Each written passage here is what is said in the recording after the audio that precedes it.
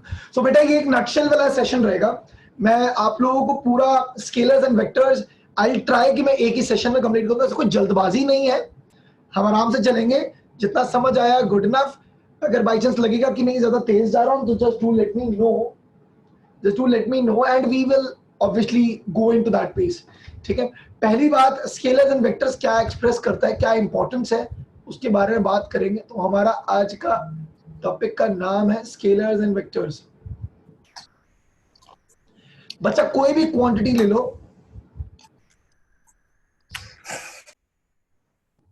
कोई भी क्वांटिटी ले लो, हर क्वांटिटी जो है वो दो डिवीजन में डिफाइन होती है। या तो उसको कहते हैं हम स्केलर्स या बुलाते हैं वेक्टर्स। एडवांस लेवल की कोचिंग करेंगे जब हम लोग, या कभी कभी कुछ क्वांटिटीज, या जो बच्चे एडवांस के लिए इंटरेस्टेड होंगे या मुझे लगेगा कि केपेबल है, तो जब टॉपिक आएगा there is another category known as tensors, लेकिन हम उसको डिस्कस यहाँ पे नहीं कर रहे हैं। ठीक है, हम लोग सिंपल बात बोल रहे हैं कि भैया दो क्वांटिटीज हैं, दो हिस्सों में हम इसको डिवाइड करते हैं, scalars and vectors. That's how this thing goes around. अब स्केलर और वेक्टर में डिफरेंस क्या है? प्राइम डिफरेंस क्या है? प्राइम डिफरेंस ये है कि scalar quantities are those quantities which have just the magnitude with no direction.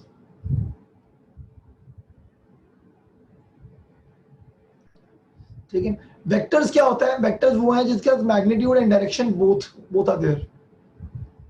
Magnitude and direction दोनों होते हैं।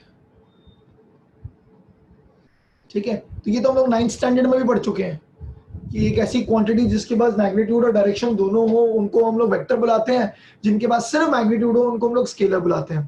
तो ऐसे कौन से क्वांटिटीज हैं? एग्जांपल दे देता हूं। स्केलर क्वांटिटीज का एग्जांपल है work, distance, speed, power etcetera. ठीक है, इवन करंट भी। ठीक है, वेक्टर्स की क्वांटिटी में एग्जांपल क्या है? फोर्स, डिस्प्लेसमेंट और वेलोसिटी, एक्सेलरेशन एक्सेट्रा। ठीक है, तो ये सब क्वांटिटीज हैं।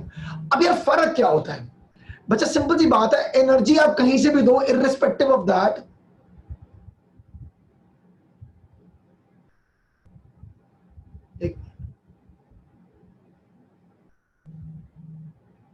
लेटर ज्वाइन किया आई थिंक, या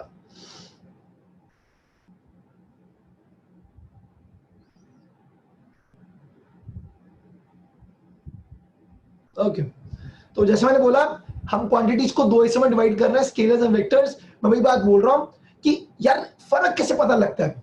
एक क्वांटिटी वेक्टर है, एक क्वांटिटी स्केलर है, क्या डिफाइन करती है? देखो भाई, एक ऑब्जेक्ट है, इसको मैंने धक्का मारा तो मतलब मैंने कुछ काम किया, मैंने कोई energy the. Irrespective of direction, irrespective of direction मेरा सीधा मतलब होता है कि भाई मैंने इतने जूल्स ऑफ वर्क किया है। तो जूल के लिए डायरेक्शन इंपॉर्टेंट नहीं है। हाँ, अगर आप बोलोगे कि अच्छा आपने सर इधर धक्का मारा था, तो आपके धक्का मारने की वजह से ये ऑब्जेक्ट इसी तरफ एक्सेलरेट हुआ। ठीक है, जब आप ये टर्म यूज करते हो कि आपने इधर धक्का मारा और वो ऑब्जेक्ट इधर की तरफ मूव किया है, ये चीज जो आपको समझा रही है ये है डायरेक्शन। तो एक ऐसी क्वांटिटी, मतलब फोर्स एक वेक्टर क्वांटिटी है।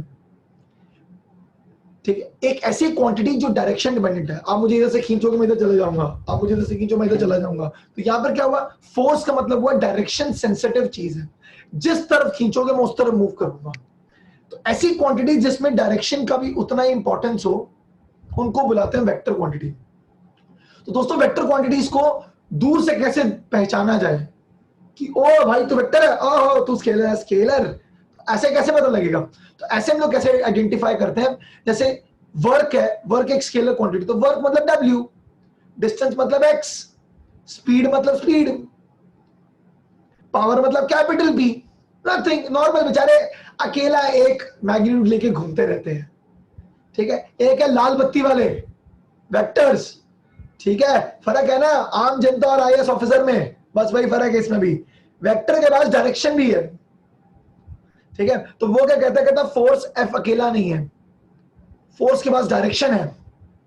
तो हम लोग इसके सिर पे एक एरो लगा देते हैं, लाल बत्ती, ये वेक्टर की लाल बत्ती है।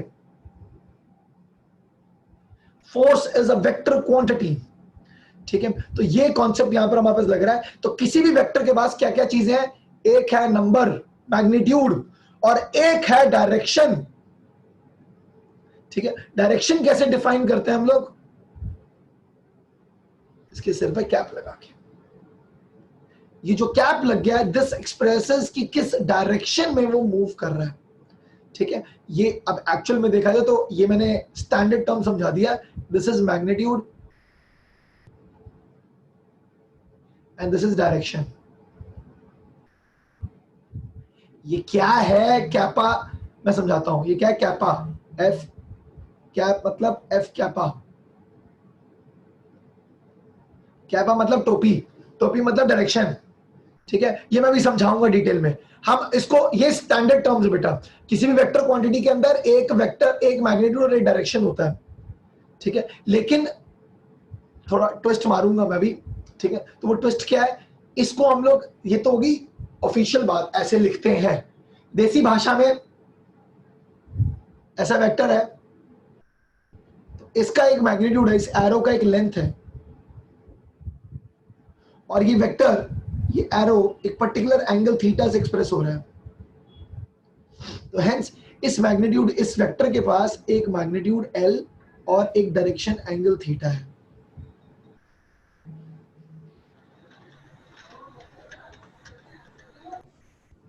समझ आया क्या नहीं मैं क्या बोल रहा हूं, हमारे पास एक मैग्नीट्यूड भी है और एक डायरेक्शन भी है, ठीक है। तो ये चीजों को हम लोग क्या बुलाते हैं, vector quantities, this is known as vector quantities.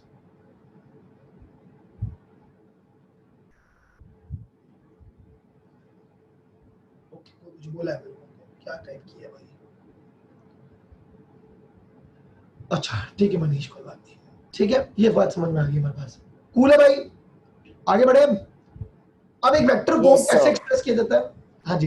एक वेक्टर को हम लोगों ने ये तो बोल दिया कि एक वेक्टर को एरो से एक्सप्रेस किया जाता है, उसके पास एक मैग्नीट्यूड और एक डायरेक्शन होती है, ठीक है। ऑफिशियल वैल्यू नाम बाद में देखेंगे, अभी फिलहाल हम इतना समझ रहे हैं। इसको एक और रिप्रेजेंटेशन देते हैं, that is known as pictorial representation.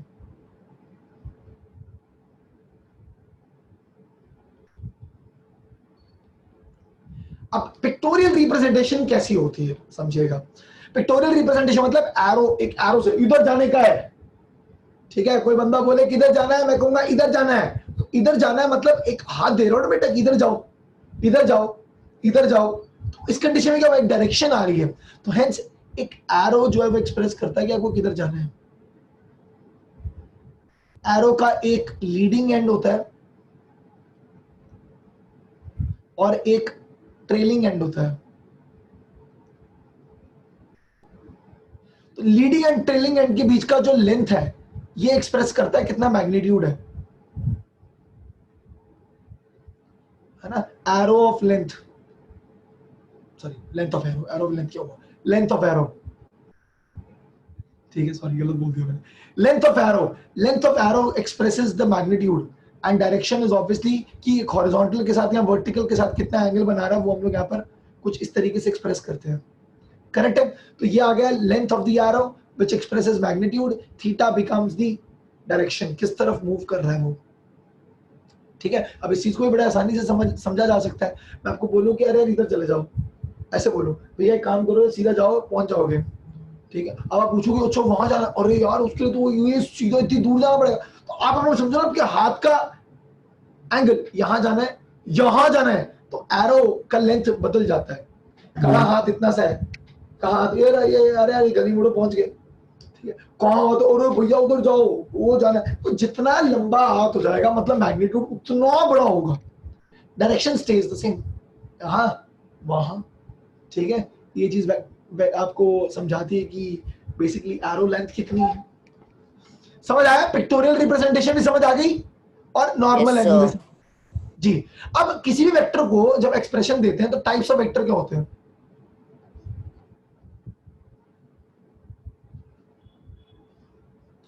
Types of vector होते हैं, जैसे पहली बात parallel vectors.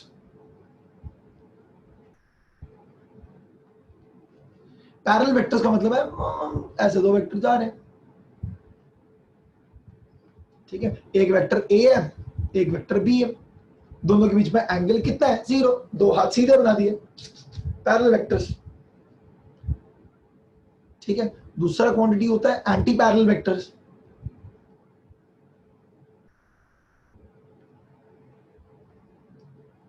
Anti parallel vectors का मतलब है एक वेक्टर इधर जा रहा है, एक वेक्टर इधर जा रहा है। बेटा एरो की लेंथ देखो मैंने चेंज कर दी, ये क्या थे, ये पैरेलल भी थे और इक्वल भी थे। इक्वल मतलब क्या हुआ, मैग्नीट्यूड सेम है। मैग्नीट्यूड कैसे पता लगेगा, दोनों का एरो लेंथ सेम है, तो वो मैग्नीट्यूड सेम आ गया, इक्वल वेक्टर्स बन गए। वहीं ए और बी जो है वो ऑपोजिट डायरेक्शन में जा रहे हैं, तो यहां पर क्या हो जाएगा, नॉन इक्वल भी है और ऑपोजिट डायरेक्शन में जा रहे हैं, एंटी पैरेलल, इधर और इधर एंटी पैरेलल, पैरेलल है एक दूसरे के लेकिन ऑपोजिट डायरेक्शंस में है। This is known as anti parallel vector. हाँ जी, किसी को कोई दिक्कत बच्चा जैसे अगर आप सपोजिंगली थोड़े से शाई नेचर के, आप बोलना नहीं चाहते मेरे सामने, वैसे तो यार ऐसा कुछ होना ही नहीं चाहिए, लेकिन still if you are little introvert, it's always good. On Zoom we have one facility and that is you can privately chat, मतलब drop a chat to me. आप प्राइवेट चैट ड्रॉप कर सकते हैं और बोल दी सर ये समझ नहीं आया, तो मैं आपका नाम नहीं लूंगा, मैं बता दूंगा कि भैया ठीक है ये चीज नहीं समझ आई, समझा देते हैं अभी।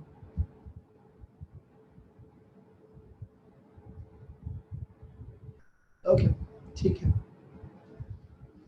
तीसरा है, तीसरी क्वांटिटी क्या है भैया, तीसरी है कोप्लेनर वेक्टर्स।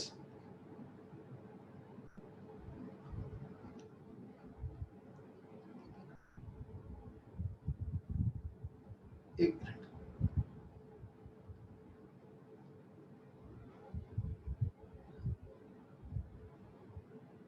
नहीं हो सकते हैं। एक बच्चे ने मुझसे पूछा है कि anti parallel vectors sir equal नहीं हो सकते, हो सकते हैं। ये ले, एक इधर जा रहा है एक इधर चला गया, एकदम सेम लेंथ है और ऑपोजिट डायरेक्शन है, तो इक्वल हो सकते हैं। मैं सिर्फ समझा रहा हूं, नॉन इक्वल पैरेलल वेक्टर्स भी हो सकते हैं, एक छोटा हाथ और एक बड़ा हाथ, ऐसा और ऐसा। ठीक है, कोप्लेनर वेक्टर्स होते हैं। हाँ जी बेटा। तो पैरेलल वेक्टर्स हमेशा इक्वल होंगे? नहीं जरूरी नहीं है, बोला ना, एक हाथ इधर एक हाथ इधर, एक का एरो लेंथ बड़ा है एक का एरो लेंथ छोटा है, लेकिन दोनों सेम डायरेक्शन एक्सप्रेस कर रहे हैं। एक बोना आदमी तेरे को बोले कि केतकी इधर चले जा, और मैं 6 फुट का आदमी बोलूं इधर चले जा, भाई डायरेक्शन तो सेम ही एक्सप्रेस कर रहा हूं ना बेटा। हाँ sir. The two vectors are parallel to each other, but बोने आदमी का हाथ होगा मेरे आधे हाथ जितना, मेरा हाथ इतना लंबा है। ऑब्वियसली मैग्नीट्यूड डिफरेंट है लेकिन डायरेक्शन सेम है, so non equal parallel vectors भी हो सकते हैं। Okay sir. ठीक है, कोप्लेनर वेक्टर्स का मतलब क्या होता है, कोप्लेनर वेक्टर का मतलब होता है एक प्लेन पे वेक्टर। ये आपके सामने स्क्रीन दिख रही है, 2 डायमेंशनल है, तो मैं कहूं एक थोड़ा इधर देखो और मैं दूसरा बोलूं ए इधर देखो, है तो सी प्लेन पे ना, आपकी स्क्रीन पे ही घूम रहा है। I am waving to you, I am not 3 dimensional, I am 2 dimensional right now. 3 dimensional का होऊंगा जब मुझे पर्सनली आप फिजिकली मिलोगे, अभी तो मैं 2 डायमेंशन में खत्म हो जाता हूं, एक्स एक्सिस वाई एक्सिस खत्म दोस्त, यही तो हो।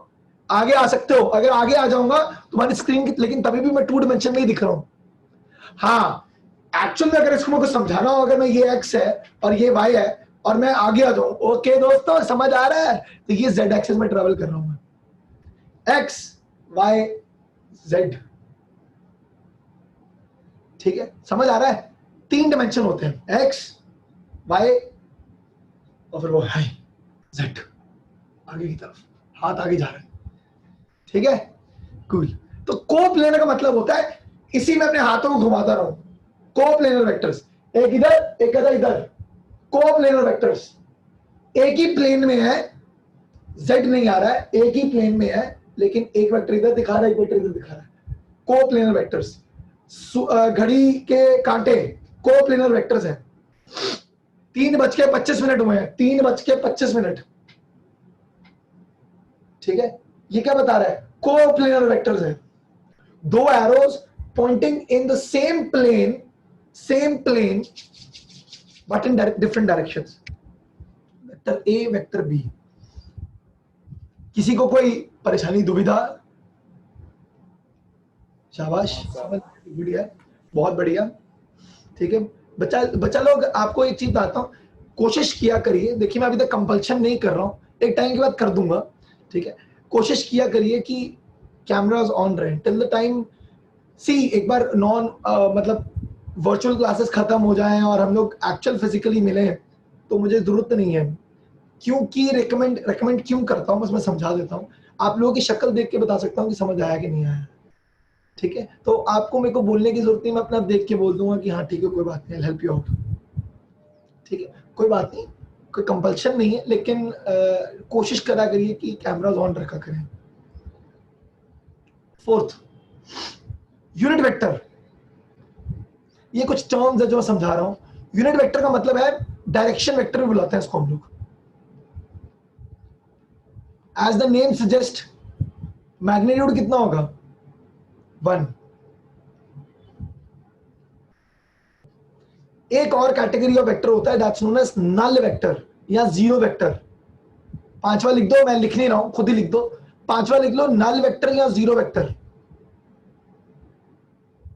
उसका मतलब क्या है, नेट मैग्नीट्यूड कितना हो जाएगा, 0।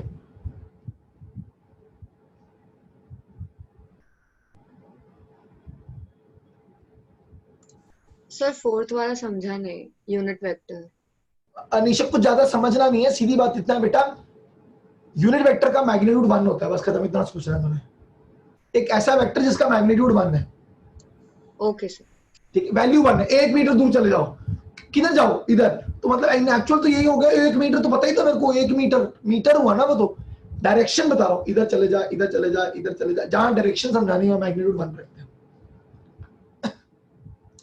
आपसे मैं पूछूं आके कि निशा, लेट्स से तुम शिल्प चौक पे खड़ी हो और मैं तुम्हें बोलूं मैं ब्यूटीफुल से आ रहा हूं, और मैं तुम्हें बोलूं कि यार मैकडॉनल्ड्स किधर, तुम कहोगे उधर, तो जब तुम मेरे को बता तो नहीं रही ना तू कि सर 10 मीटर चल पड़ना, भाई 20 मीटर तेरे को सामने नहीं दिख रहा क्या, यही बोलोगे ना कि तेरे को सामने नहीं दिख रहा, सामने तो है, बस। तो जब तुम सिर्फ इशारा करती हो without giving me the magnitude, that direction is known as unit vector. Yes sir, understood. Cool.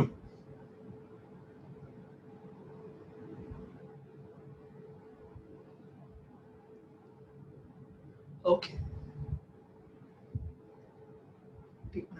बच्ची आई थिंक ज्वाइन कर रही है और जॉइन नहीं कर पा रही। यशा आ गई है। यशा जी आप फिर लेट आए हैं आज। कोई बात नहीं, आराम से बताएंगे हम तुम्हें।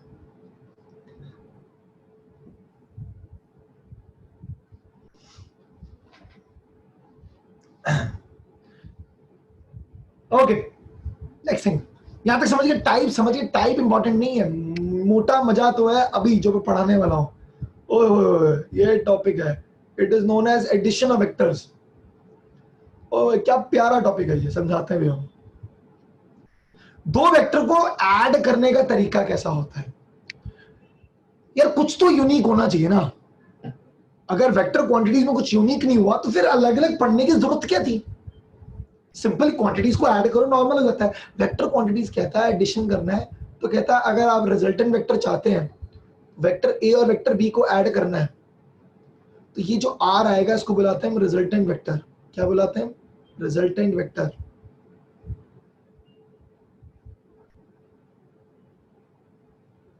क्या बुलाते हैं, रिजल्टेंट वेक्टर, ठीक है। रिजल्टेंट वेक्टर का मतलब होता है कि भैया ए और बी को ऐड करोगे तो आंसर आएगा R, and it is not 4 + 3 = 7, no, it is something unique.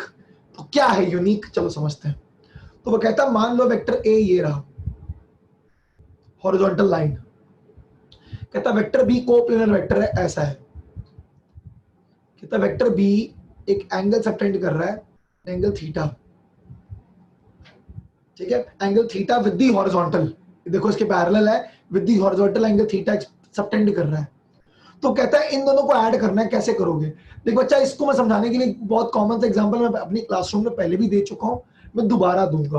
वो ये है कि मान लो एक आदमी को मैं घर वालों को बुलाता हूं, मैं कहता हूं कि मॉम को बुलाता हूं, मॉम इधर आओ, ये पकड़ो, हाथ पकड़ो मेरा और खींचो मेरे को। तो my mom will pull me towards her, जैसे वो खींचेंगे इधर चला गया मैं। फोर्स एक वेक्टर क्वांटिटी है, तो जिस तरफ मुझे खींचोगे मैं उस तरफ मूव करूंगा। बिल्कुल सही बात है, ठीक है। तो मैंने भाई को बुलाया, मैंने कहा भाई इधर आ, इधर खड़ा हो, मेरे को खींच। तो मेरे को खींचेगा मैं इधर आऊंगा, इधर खींचेगा तो मैं इधर चला जाऊंगा। Simple, force is a vector quantity. अब मैंने मॉम और भाई को दोनों को बुलाया, मैंने इधर आओ, खींचो। खींचेंगे दोनों साइमल्टेनियसली खींचेंगे तो मैं सामने गिरूंगा, करेक्ट है। दोनों एक साथ खींचो, सामने, ठीक है। तो मैं तो सामने गिरने वाला हूं, तो जब सामने की तरफ आऊंगा इसका मतलब हुआ दो चीजों का एडिशन सेंटर से निकल रहा है।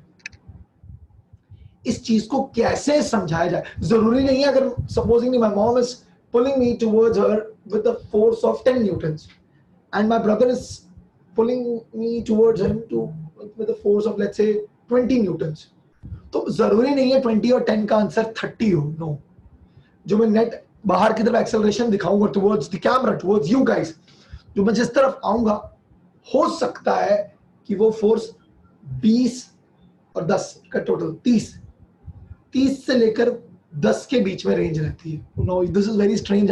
कम भी हो सकता है, कम कैसे हो सकता है मैं समझाता हूँ।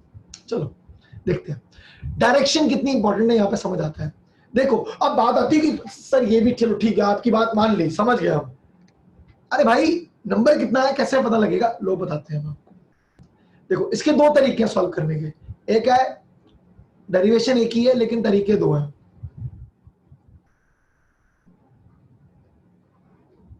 यह काम करता हूं, एक मिनट रुक जाइए, बेटर है मैं आपको पैरेललोग्राम पहले समझाता हूं। एक मिनट, कुछ चैट आया आई थिंक।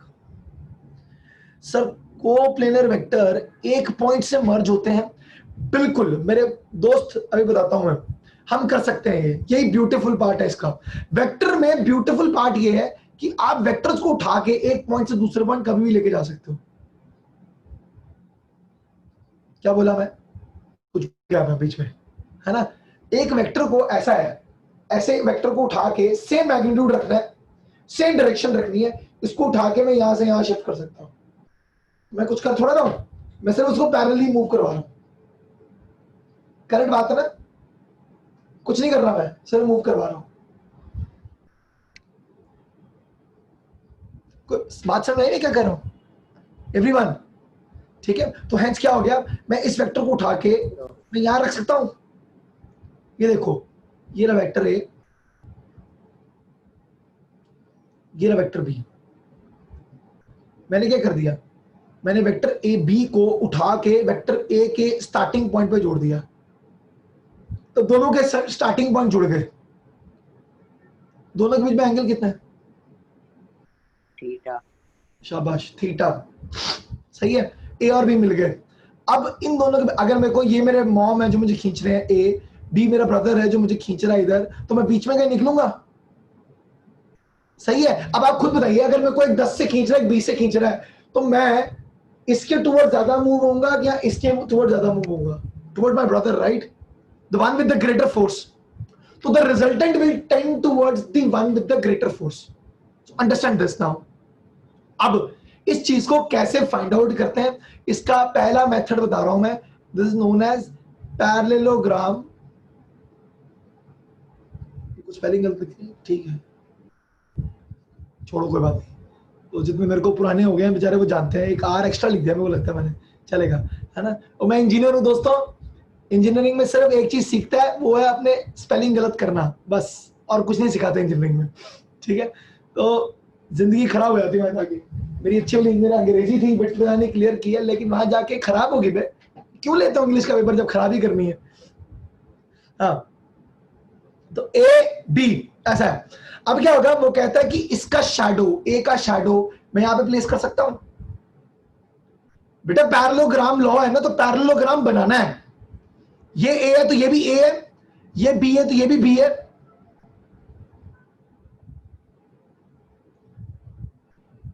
ये ए और बी जुड़ गए, सही है, गंदगी नहीं मचानी। ये ए है तो ये भी ए है, ये बी है तो ये भी बी है। एक ही बात है, साइड्स तो बराबर होनी चाहिए, पैरेललोग्राम तभी बनेगा। तो इसने कहा कि अच्छा ये एंगल थीटा है, तो बेटा अगर मैं यहां से आगे इसको एक्सटेंड करूं, एक काम करता हूं, मैं इसको थोड़ा कलर अच्छा देता हूं ताकि वो एक्सटेंडेड पार्ट आपको समझ आए। ठीक है, ये देते हैं, ये एक्सटेंड किया तो ये एंगल कितना हो जाएगा, थीटा ही होगा, सही बात है ना। हाँ बी सर। हॉरिजॉन्टल लाइन के साथ एंगल थीटा बना रहा था, तो अभी भी बी हॉरिजॉन्टल लाइन के साथ थीटा एंगल बना रहा है, करेक्ट है। एक एक यहां पे परपेंडिकुलर ड्रॉप करा देते, ये क्या 90 डिग्री। इस पॉइंट को नाम दे देते हैं ओ एम पी एन, इसको कुछ भी दो, क्यू नाम दे दो, ऐसे कुछ भी नाम दे दिया मैंने, ठीक है। अरे बिल्कुल पूछते हैं, किसी ने मुझसे पूछा एग्जाम में पूछते हैं क्या डेरिवेशन बेटा, हाँ जी, स्कूल लेवल आपके टेस्ट में आ सकती है डेरिवेशन।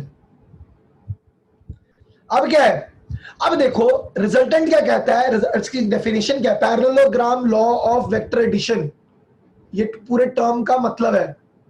स्टेटमेंट क्या है, parallelogram law of vector addition. Parallelogram law of vector addition क्या बताता है, कहता है two vectors, given vectors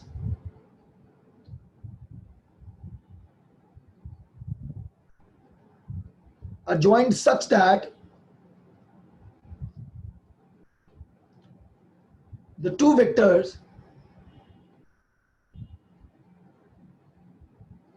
represent adjacent sides of a parallelogram.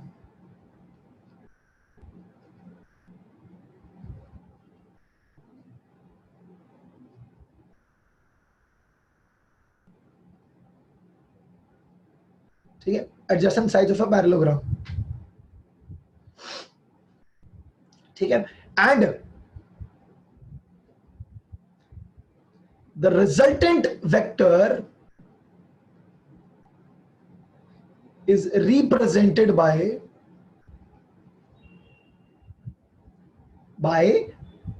diagonal of the parallelogram.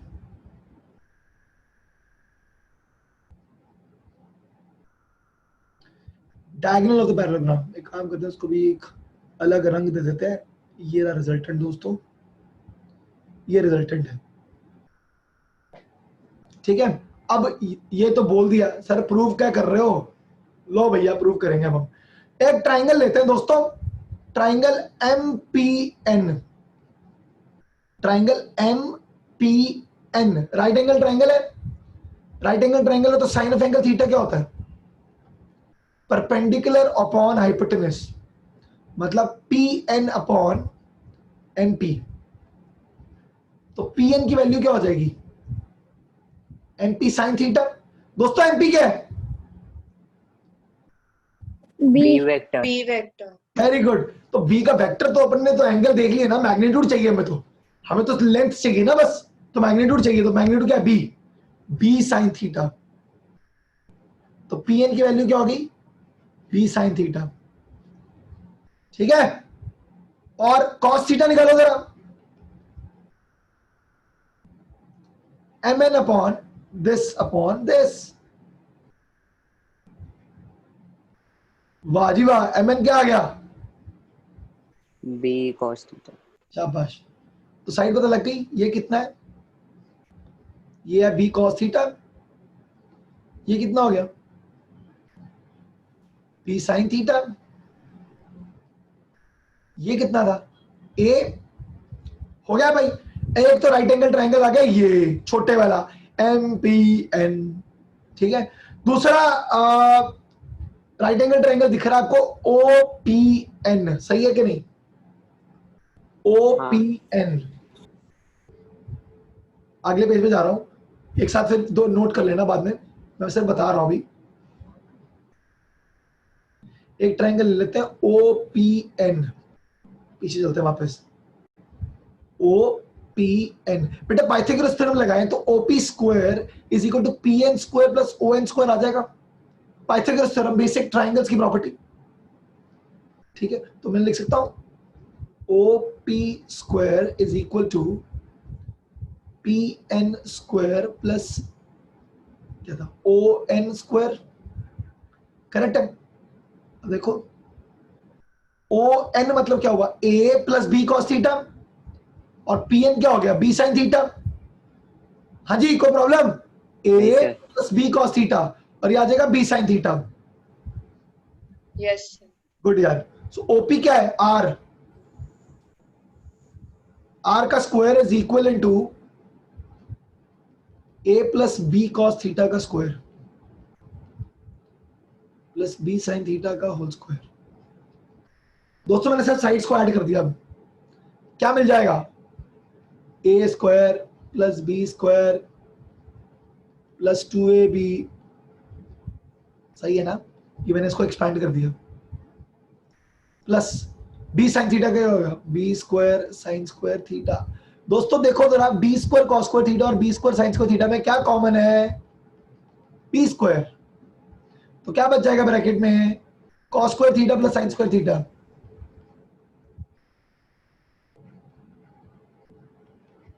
क्या आ जाएगा, A square plus B B square square plus 2ab cos B theta. Cos theta, this is equal to R square. तो R का value क्या आ गया, root of A square plus B square plus 2ab cos theta. This is the resultant of the whole equation. This is the magnitude, this is the length of the diagonal. ठीक है, तो ये आएगा resultant. अब इसका मतलब हुआ है, ये डिफाइन होता है कि मेरी मॉम ने अगर मुझे 10 न्यूटन से खींचा और मेरे भाई ने मुझे अगर 20 न्यूटन से खींचा और दोनों के बीच में एंगल मान लो 60 डिग्रीज है, तो रिजल्टेंट कितना आएगा, 10 square plus 20 square plus 2 into 10 into 20 into cos 60। 60 कितना है, कॉस 60 क्या होता है, हाफ, सही है ना भाई, हाफ कर दिया तो हाफ हाफ कैंसिल हो गया, मैं इसको सॉल्व कर सकता हूं, तो मुझे पता लग जाएगा आर आएगा कुछ ना कुछ बीच में। जी यार, कुछ ऐसे बंधु हैं यहाँ पर हमारे जो आज पहली बार मेरे साथ लेक्चर ले रहे हो, सीधा मैंने एकदम मस्त वाला पढ़ाना शुरू कर दिया है, तो बोर नहीं होने का, और अगर समझ नहीं आ रहा तो मेरे को बोलने का है। जैसे कि Ayesha, Ayesha you understanding, you getting me, unmute करके बोल दे बेटा। Yes, sir, I am. Okay good बच्चा, cool. And who else is there, who else is there, Tejas is there I think। Yes, sir. Good. Hello. हाँ बेटा समझ गया मैं, सही है ना, समझ आ रहा है ना। Yes, sir. और कोई है पता नहीं यार, मिस ना कर दूं किसी को बेचारे को, ठीक है, लेकिन कोई बात नहीं, समझ जाओ यार, मतलब मैं सबसे पूछ रहा हूँ, किसी को है मुझे प्लीज टेक्स्ट कर दो, चैट बॉक्स में डाल दो, अनम्यूट करके डाल दो, ठीक है, कुछ भी हो सकता है, ठीक है। अच्छा ये तो आ गया थीटा। अब बेटा ये चीज समझो जरा, एक अलग रंग से बनाएंगे हम, बेहतरीन रंग के साथ। बेटा रिजल्टेंट भी तो एक एंगल अल्फा बना रहा है। अब मैं अपनी मम्मी के पास ज्यादा जाऊंगा या अपने भाई के पास ज्यादा जाऊंगा, मतलब मैं 10 न्यूटन के पास जाऊंगा या 20 न्यूटन के पास जाऊंगा, डिफाइन कौन करता है, कितना एंगल बनाने वाला हूं, ये रिजल्टेंट कितना एंगल बनाएगा, ये हम लोग अल्फा से निकालेंगे। तो इस अल्फा को निकालने के लिए what I am gonna do is, इस अल्फा को निकालने के लिए what I am gonna do is, देखो ये ओ पी एन ट्राइंगल में देखो, tan ऑफ एंगल अल्फा क्या होगा, what is tan alpha, perpendicular upon base, correct, देख लो भाई, what is tan alpha, perpendicular upon base. लो अभी कर लेते हैं, so tan alpha is equal to perpendicular P N, है ना, मैं गलती ना कर दूं यार, डायग्राम पीछे है ना तो गड़बड़ ना हो जाए, P N upon O N. So tan alpha is equal to, what is Pn? Pn is b sin theta, and what is On? A plus b cos theta. Please आप अपने डायग्राम्स अपनी नोटबुक में देखेंगे, आपको बिल्कुल समझ आ जाएगा मैंने कैसे लिख दिया ये। So do note it down. I am gonna forward the lecture notes, but it's always good कि आप लोग खुद लिखो यार, ठीक है, शॉर्टकट नहीं मारने का लाइफ में अपने।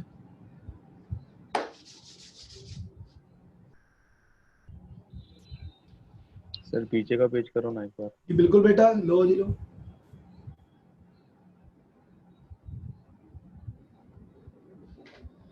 एक मिनट दे रहा हूं, सब नोट कर लेंगे।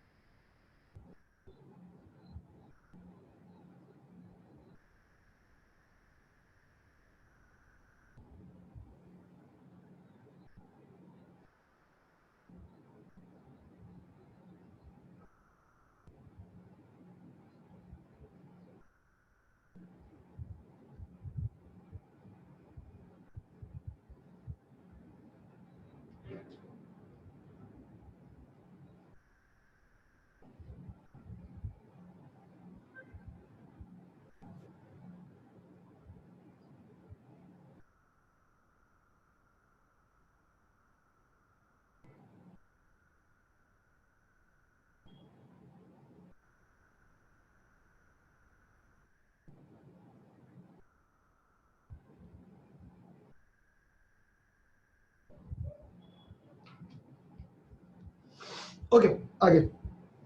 फिर नेक्स्ट। हाँ जी बेटा, दे रहा हूँ, देख लो बेटा। सेम रूल अब यहाँ पे मैं समझा दिया है, चलो मैं नीचे तब तक करता रहता हूँ, आप लोग नोट करते जाओ। एक और रूल आता है, सेम डेरिवेशन है, मैं करूंगा नहीं, मैं सिर्फ समझाऊंगा। There is another method to do this, that's triangle law of vector addition. ठीक है, no need to derive this, आपको सेम डेरिवेशन है। जैसे सपोजिंगली वो कहता है ए वेक्टर ये था, वो कहता है बी वेक्टर को यहां प्लेस करने की बजाय उसने यहां प्लेस कर दिया, तो अगर ये बी आ जाएगा तो इस कंडीशन में क्या हुआ, ये एंगल थीटा आएगा। तो इस ट्रायंगल लॉ की स्टेटमेंट क्या कहती है, कहता है two vectors will be placed in the same order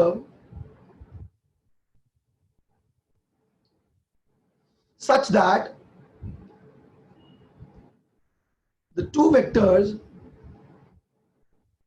represent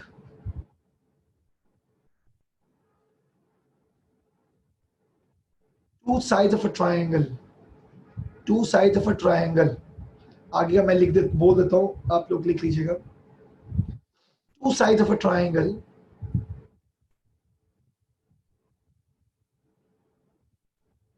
cool, very good बच्चा, नोटेड हो गया। अच्छा,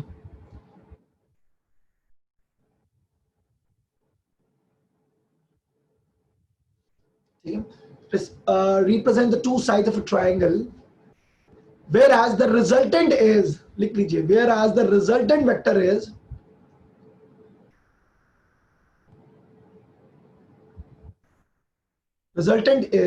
third side of the triangle, third side of the triangle taken in opposite order, taken in opposite order।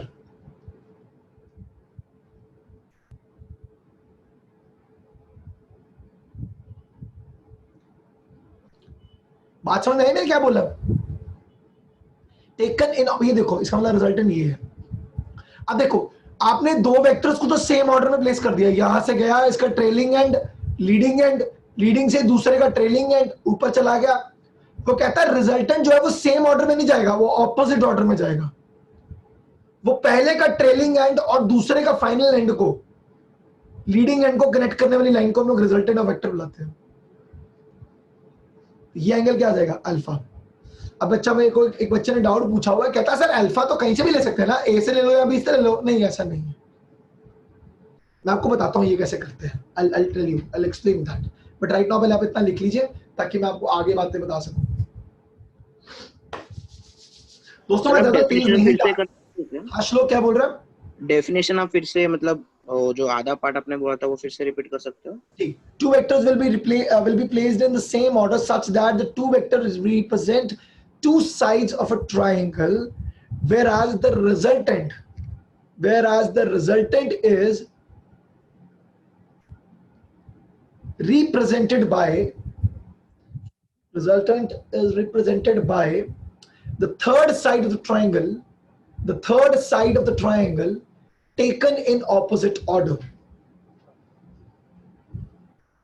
Thank you sir. Okay बच्चा, bye bye.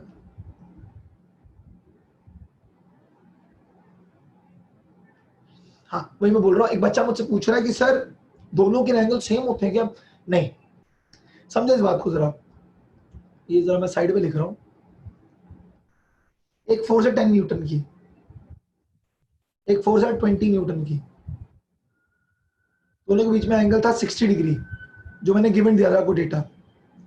आपने यहाँ बीच में resultant निकाल दिया, और ये रिजल्टेंट का बीच का एंगल ये है अल्फा। बच्चा जरा एक बात को समझना, जिस साइड के साथ आप अल्फा एंगल ले रहे हो, 10 न्यूटन के साथ ले रहे हो, तो 10 is A and the other one is B. Question में कहीं नहीं गिवन होता ये ए और ये बी है, ठीक है? जिस साइड के साथ, जो रिजल्टेंट जिस साइड के साथ एंगल अल्फा बना रहा है, वो साइड ए हो जाती है और दूसरी बी हो जाती है। अगर यही अल्फा यहां पे लेने की बजाय यहां से लेते तो 20 न्यूटन ए हो जाता और 10 न्यूटन बी हो जाता।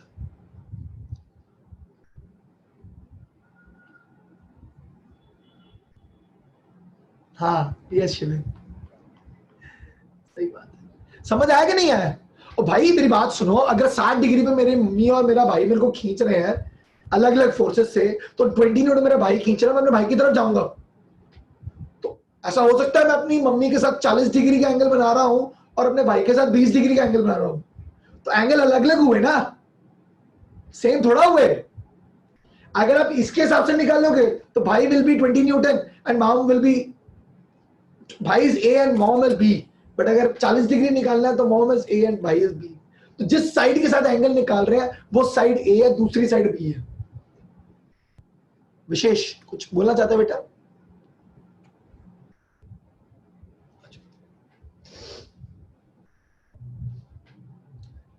हाँ बंधु, समझ आया कि नहीं? यहां तक डेरिवेशन तो देखो सेम है ये। इसको ओ लिख दो, इसको पी लिख दो, इसको एम लिख दो, इसको नीचे सबटेंड करो तो ये क्या बन जाएगा? एन, वही बन गया। ये बन जाएगा बी कॉस थीटा, ये बन जाएगा B sine theta. Pythagoras theorem लगाएंगे, आंसर आ जाएगा। सेम डेरिवेशन पीछे वाली, ठीक है? तो मैं नहीं कर रहा हूं, एक पेज छोड़ दीजिएगा, आप दोबारा लिखेंगे पिछले डेरिवेशन को।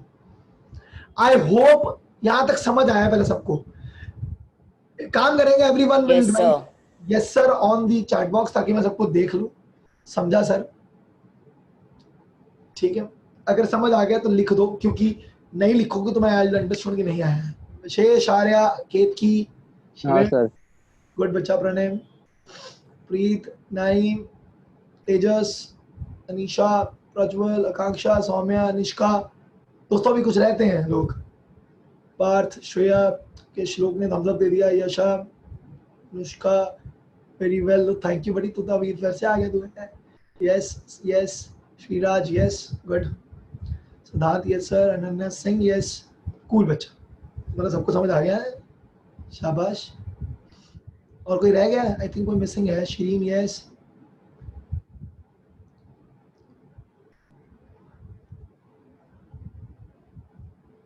गुड यार। Ayesha yes, Pranay yes, cool. Yash समझ आया, yes, okay. Ayesha yes, okay, good यार, गुड गुड गुड, बहुत बढ़िया।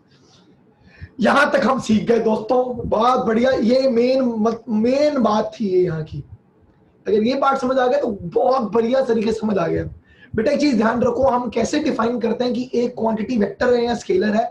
जो भी quantity vector law of addition follow करता है वो वेक्टर है ना? जैसे समझाता हूं, अगले पन्ने में समझाऊंगा। ये क्या बोल दिया राहुल सर? समझाते हैं। ये देखो, एक क्वांटिटी इधर जा रही है, एक क्वांटिटी इधर जा रही है।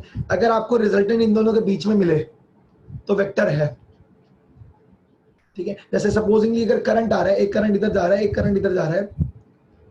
अब क्या होगा? अगर एक वायर मैंने इधर रख दी ना, तो वायर, ये दोनों करंट मिलकर इस वायर से ऐसे निकल लेंगे। तो इनको जरूरी नहीं है कि एक इधर है, एक इधर है, तो उसके बीच का कुछ रिजल्टेंट आएगा, खत्म। नहीं नहीं नहीं नहीं नहीं भाई, फ्लो के साथ निकल गया। तो इसका मतलब है ये क्या, करंट क्या होगी? स्केलर क्वांटिटी होगी। वही फोर्स, वेलोसिटी, एक्सेलरेशन, ये देखोगे वेक्टर क्वांटिटी है। इसका मतलब अगर एक फोर्स इधर लग रही है और एक फोर्स इधर लग रही है, तो उन दोनों के बीच में कुछ फोर्स बाहर निकलने वाली है, ठीक है? तो रिजल्टेंट, जो quantities vector law of addition follow करते हैं उनको हम लोग वेक्टर बुलाते हैं, जो नहीं फॉलो करते हैं उनको हम लोग स्केलर में कैटेगराइज कर देते हैं। तो डोंट वरी, आपको ऐसे कोई रट्टा मारने की जरूरत नहीं है।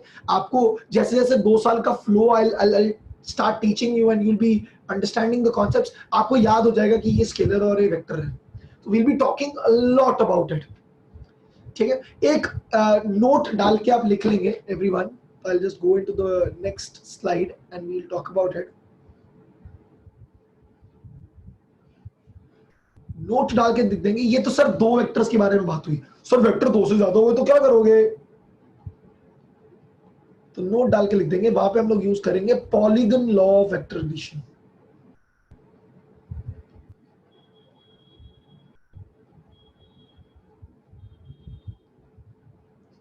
If there are multiple vectors given, A, B, C, D, इन सबको ऐड करना है, तो वो कहता है कि एक काम करिए, इन सारे वेक्टर्स को एक पॉलीगन शेप में बना दीजिए। मान लीजिए, एक काम करते हैं, मान लीजिए मैं एकदम बोल रहा हूं, एक वेक्टर ये रहा A, एक वेक्टर है A, ये एग्जांपल दे रहा हूं मैं। एक वेक्टर दूसरा है जो उसके आगे मैंने प्लेस कर दिया सेम ऑर्डर में B, तीसरा वेक्टर ऐसा आ रहा है C, चौथा D, पांचवा E। वो कहता है ये आ गया। तो कहता है अगर रिजल्टेंट निकालना है, पहले भी जितने वेक्टर्स गिवन है उनको हम लोग एक पॉलीगन शेप में एक्सप्रेस कर देंगे, और फिर कहता है कि पॉलीगन का closing side taken in opposite order is known as resultant. The given vectors to be added are taken in same order. The given vectors are placed in same order and the resultant is the connecting line of the polygon, है ना? The connecting line of the polygon in the reverse order. अब आप question पूछोगे sir अच्छा ऐसा तो ये क्या मतलब हुआ, तो हमने पॉलीगन बना दिया ना शेप, मान लो A B C D दिया होता, E नहीं दिया होता, फिर क्या करते? तो कोई बात नहीं बेटा, ये भी तो पॉलीगन है, ये पॉलीगन नहीं सर। लेकिन वो E के साइड से नीचे क्यों नहीं आ रहा? बेटा वो और वेक्टर दिए नहीं ना, खत्म नहीं हुआ ना। मैं वेक्टर का मतलब होता है स्टार्टिंग एंड फाइनल पॉइंट को ज्वाइन करने वाली line. Starting and final point को कनेक्ट करने वाली लाइन मिल गई थी, यहां तक आके छूट गया, वो खत्म हो गया। तो ये जो है वो रिजल्टेंट है सबका ऐड करके। हाँ सर, ओके। अगर ये ई नहीं होता, सिर्फ डी तक होता तो ये बन जाती, डी भी नहीं होता तो सी तक ये बन जाती, बी अगर बी तक होता तो ये तो ट्रायंगल लॉ बन ही गया। हाँ सर अगर एफ होता तो? एफ होता अगर कनेक्टिंग होता। ओ गुड क्वेश्चन, चल बताता हूं। अगर ये बच्चा ने मुझसे पूछा, कहता सर ऐसा होता अगर ए बी ऐसा दिया हुआ है, सी ऐसा दिया हुआ है, डी ऐसा दिया हुआ है, ई ऐसा दिया हुआ है और एफ ऐसा दे दिया, ये तो खत्म हो गया। एक क्लोज्ड पॉलीगॉन का रिजल्टेंट होता है null vector 0। Since I have got nothing, I can not connect my starting end the last point now.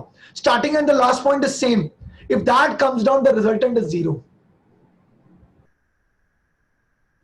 Anisha, am I clear? Yes sir. Good. ये सारे मेरे नोट लिखवाने में बात है बेटा। हाँ सर, समझा। ठीक है, इंपॉर्टेंट है बेटा सारे कंक्लूजन। वेक्टर एडिशन पूरा समझ गया। अब मैं सबट्रैक्शन सिखाऊंगा, मजेदार टॉपिक।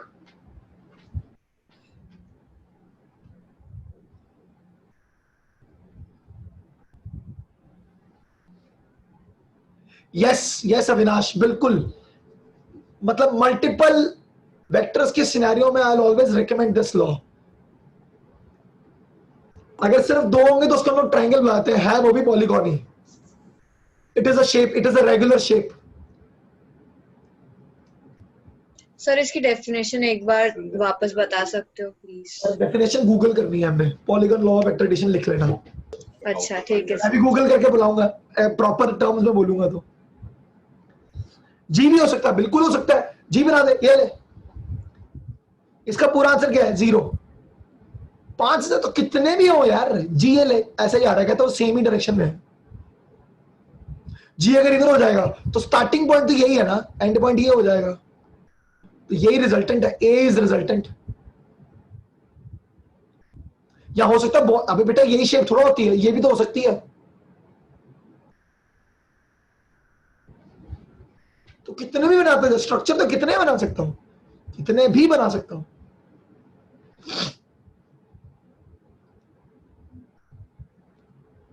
जलेबी जैसा स्ट्रक्चर, बिल्कुल जलेबी जैसा स्ट्रक्चर भी ऐड कर सकते हैं। जलेबी में बस हर एक में स्ट्रक्चर ऐसा बनना पड़ेगा।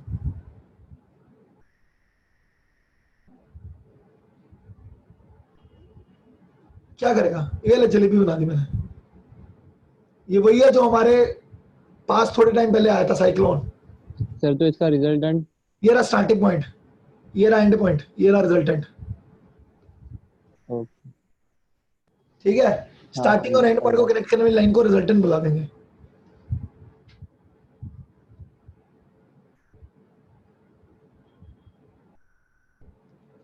दोस्तों समझ आया, आगे बढ़े पक्का? Yes sir. और जी चलो भैया चले। सर लेकिन हमें कब समझ आएगी कि कौन से टाइम पे कौन सा फिगर बनाना है? बेटा कोई डोंट वरी, इससे ज्यादा कॉम्प्लिकेटेड नहीं आता question. This is the most complicated problem you can get. ये नहीं आते, ये तो मैं समझाने के लिए कुछ भी बोल दिया। इतने क्वेश्चन आए, पागल है बंदा, फोर्थ बनाते पेपर खत्म हो जाए, है ना? तो पागल थोड़ा है हम। चलो आगे बढ़ते हैं। हाँ जी एक मिनट, चैट बॉक्स एक बार खोल लेते हैं, किसी ने कुछ बोला है क्या? बेटा अगर क्लोजिंग स्ट्रक्चर है मनीष, अगर क्लोज हो गया ना पॉलीगॉन, तो फिर उसका रिजल्टेंट 0 है। क्लोज नहीं हुआ, एक साइड भी ओपन रहेगी, तो वो जो ओपनिंग साइड रह गई है उसको उल्टे डायरेक्शन में क्लोज कर दे, वो रिजल्टेंट है। तेजस कुछ बोलना है बेटा? Raise your hand.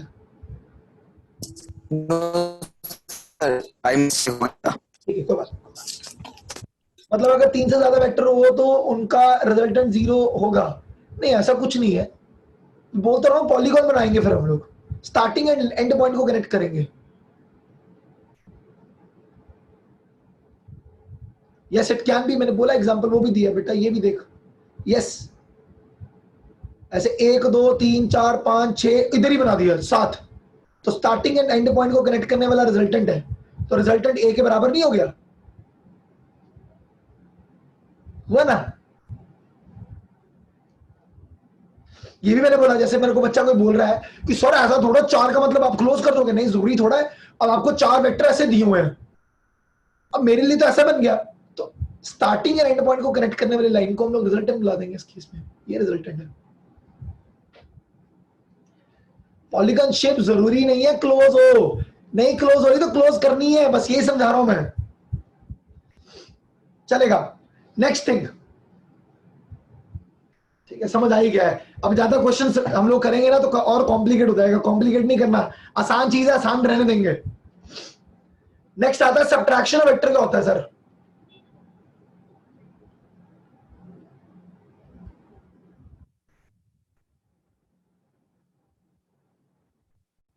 Subtraction of vector होते हैं ऐसे, ए वेक्टर इस डायरेक्शन में है, इस वेक्टर का नाम है ए वेक्टर। ठीक है, दूसरा वेक्टर है बी वेक्टर, लेट्स से ऐसा दिया हुआ है, which is making, let's ऐसे बना देते हैं, which is making angle theta with this. You know the answer now, resultant. Add करूंगा तो आंसर कहां आएगा? बीच में से।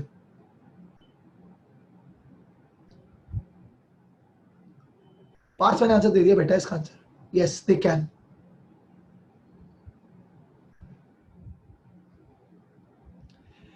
एडिशन क्या होगा इन दोनों के बीच में? सब्ट्रैक्शन क्या होता है? There is nothing like subtraction in vectors. Scalars में yes you can minus two things, 10 minus 5 5. There's nothing like subtraction of vectors. There's only one concept of addition of vectors. So अगर कोई पूछ ले नहीं sir मुझे x चाहिए, which is a minus b. So what is this? This is nothing but a plus of minus b. ये minus b का मतलब क्या हुआ? जो भी आपको गिवन वेक्टर दिया हुआ है उसकी ऑपोजिट डायरेक्शन ले लो।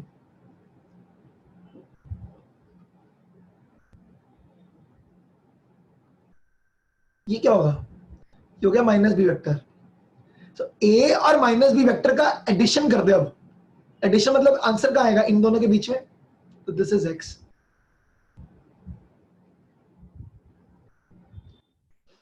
हाँ जी, समझ आया मैंने क्या किया? मैंने 180 डिग्री टर्न कर दिया। माइनस बी वेक्टर बोलोगे ना तो 180 डिग्री टर्न कर दूंगा मैं, खाता कुछ नहीं सोचूंगा मैं।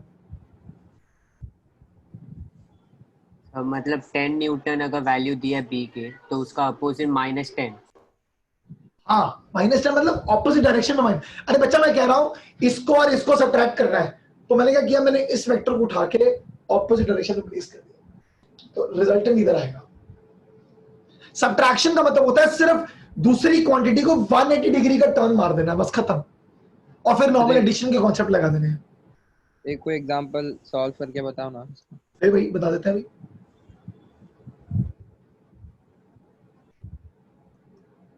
गुड। मान लो ये एक फोर्स है, ये है 10 न्यूटन, एक ये फोर्स है मान लो 20 न्यूटन। सेम क्वेश्चन देता हूं, ठीक है। ये एंगल था 60 डिग्री। अब रिजल्टेंट निकालना मतलब r is equal to a plus b. दो क्वेश्चन पूछ रहा हूं, एक r निकालो, a प्लस बी का वैल्यू कितना होगा, तो रिजल्टेंट मैग्नीट्यूड कितना होगा। सिर्फ मैग्नीट्यूड चाहिए मुझे, डायरेक्शन नहीं चाहिए। और एक मेरे को चाहिए, पहला क्वेश्चन ये चाहिए, दूसरा क्वेश्चन मैंने पूछ लिया x is equal to a minus b. तो देखो पहला क्वेश्चन जब सॉल्व करूंगा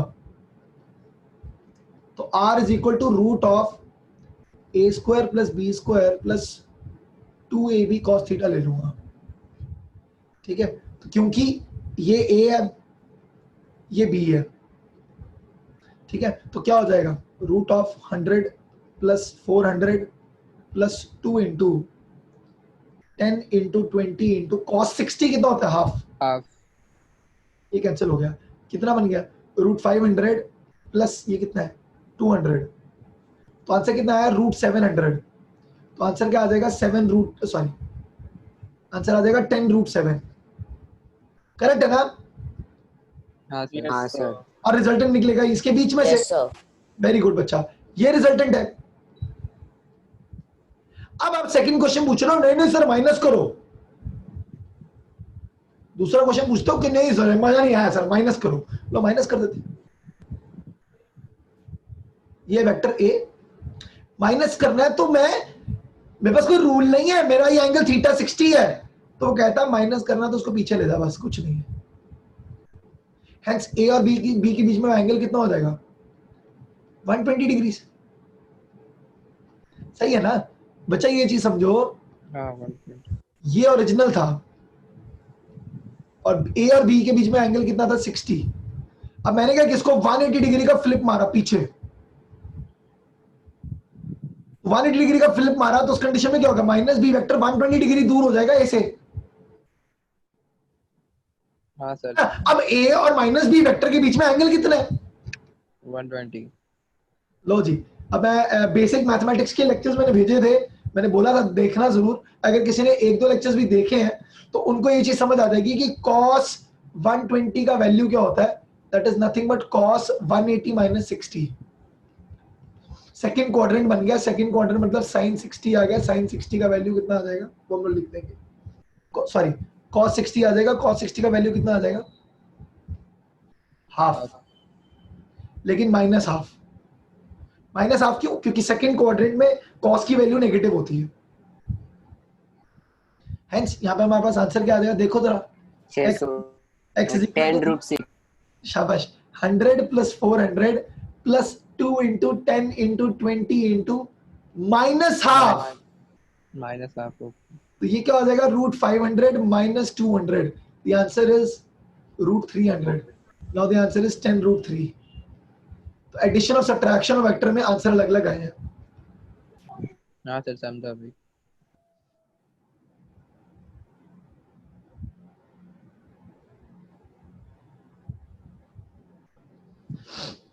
भाई जो पहली बार पढ़ रहे हैं यार, खास करके वो यार, ठीक है, पुराने वाले तो मेरे को फिर समझते हैं, मेरी भाषा जल्दी समझ जाएंगे, ठीक है। Ayesha, are you getting me?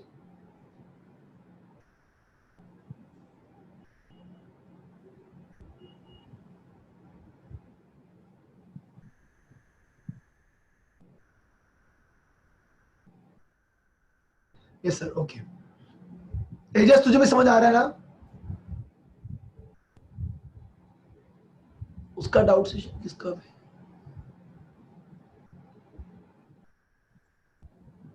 Yes sir, ठीक है सर ये फिजिक्स का कौन सा चैप्टर है, फर्स्ट या सेकंड? बेटा। टेक्स्ट बुक से जाएगा तो कहीं मिलेगा ही नहीं। ठीक है, टेक्स्ट बुक से जाएगा तो ये जो सब दिया हुआ है ये थर्ड चैप्टर में थोड़ा सा पार्ट दिया हुआ है। एक्चुअली स्केलर्स एंड वेक्टर्स ना तोड़ तोड़ के दिया हुआ है, थोड़ा थर्ड में एनसीईआरटी में, थोड़ा थर्ड में, थोड़ा फोर्थ में, फिर थोड़ा सिक्स्थ में, और फिर थोड़ा सा सेवेंथ में। तो मैं सारा इकट्ठा करके पढ़ा दूंगा ताकि हम लोग आइडेंटिफाई जल्दी कर सके स्केलर वेक्टर्स को। Okay sir. Aditya yes yes yes yes हो सकता है, लेकिन हम लोग पॉलीगन लॉ को कुछ अजीब से तरीके से करते हैं। तो कोई बात नहीं, प्राइवेटली समझा दूंगा मैं, अभी ज्यादा कंफ्यूज मत करें तो, और सारे कंफ्यूज हो जाएंगे। संजय मैं भूल गया फिर से यार, गाली खाएगी मुझसे वो शालिनी। मैं बोल देता हूँ, कोई बात नहीं। मैंने लिखा भी था उस दिन, लिख दिया था मैंने परसों वाले लेक्चर में।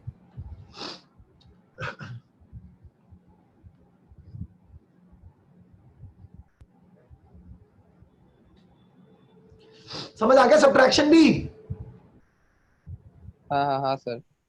सब्ट्रैक्शन का एक शॉर्टकट दे देता हूँ। कॉस अगर कोई भी थीटा रैंडम होता, रैंडम थीटा होता तो सर फॉर्मूला में क्या याद करेंगे? देखो एक चीज समझो, देखो सब्ट्रैक्शन वेक्टर में एक डायरेक्ट शॉर्टकट दे देता हूँ। आप लोगों को तो हमेशा दो वेक्टर दिएंगे ना, सब्ट्रैक्शन को एक थोड़ा सा और अच्छे से लिख देता हूँ। आपको तो हमेशा दो वेक्टर देंगे ना, वेक्टर ए और वेक्टर बी, और वेक्टर ए और वेक्टर बी के बीच में एंगल थीटा। लेकिन अगर आपको बोल दिया जाए कि माइनस करना है, तो उस कंडीशन में हम जानते हैं कि हम इसके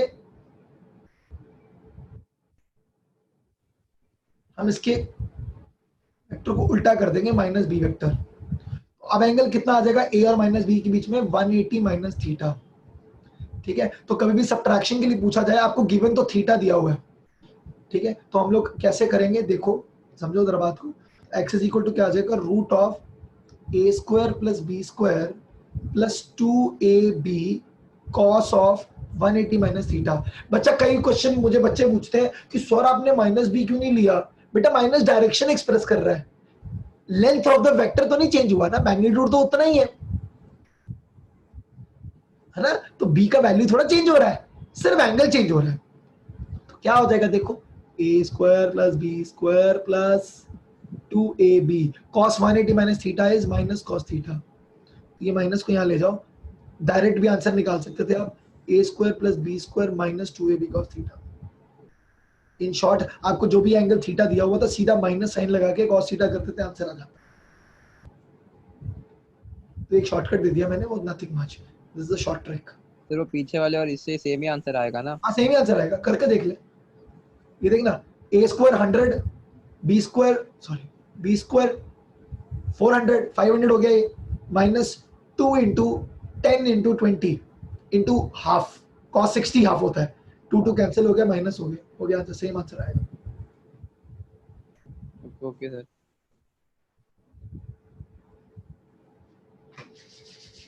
समझ आ गया यहाँ तक? एडिशन सब्ट्रैक्शन समझ गए सब? हाँ सर।